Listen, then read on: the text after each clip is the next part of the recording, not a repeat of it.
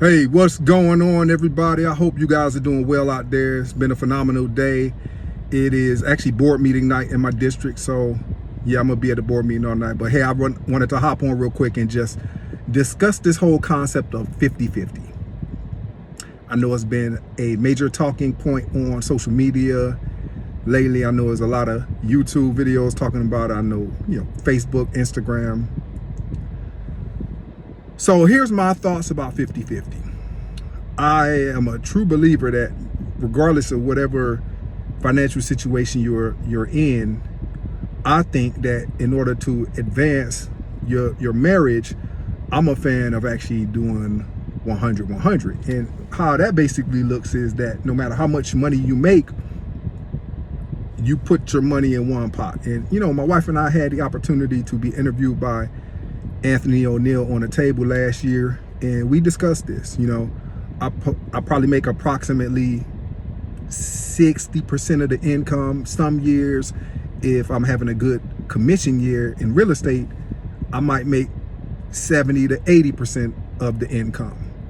But the thing about it is that it doesn't matter. We got our money going into one pot, and from there we pay the bills. We max out our Roth IRA, max out our health savings account pre-tax. We max out both of our 403b accounts, pre-tax.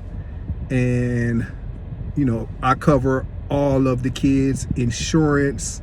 I cover my insurance. My wife covers her own insurance just because it's a lot cheaper that way. We don't look at like, oh, I'm paying this bill, you paying the mortgage. We don't look at it like that. Like literally, we just have one joint account where all of the payments come out of, and we each have our own blow account where we get a certain amount of money each month in order to do whatever we want with it. And we're not questioning. I don't question my wife on what she spends her money on. She doesn't question me on what I spend my money on when it comes from our separate accounts. And that actually came from the fact, and we discussed it on the Anthony O'Neill show, that came from the fact that my wife felt constrained for a long time. She felt like, I might have had a stronghold on the budget. So she wanted a little more freedom, and she just wanted a lot more autonomy, and I understood that.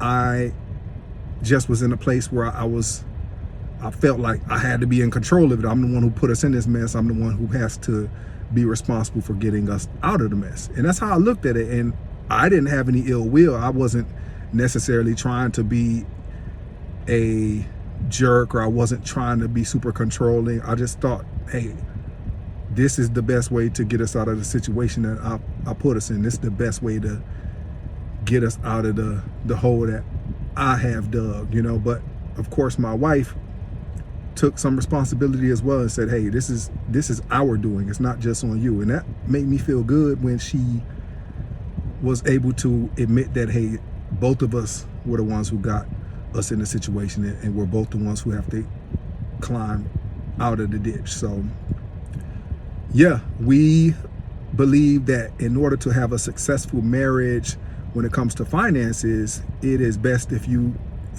use one main account and you have those budget meetings.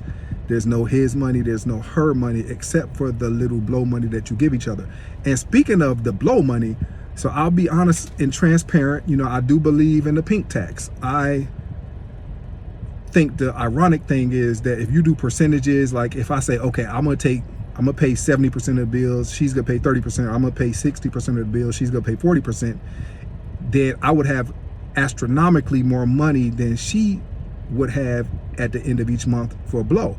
And that would not be fair, especially considering the fact that I just know that it is so much cheaper to be a man. My haircut, $25, $30.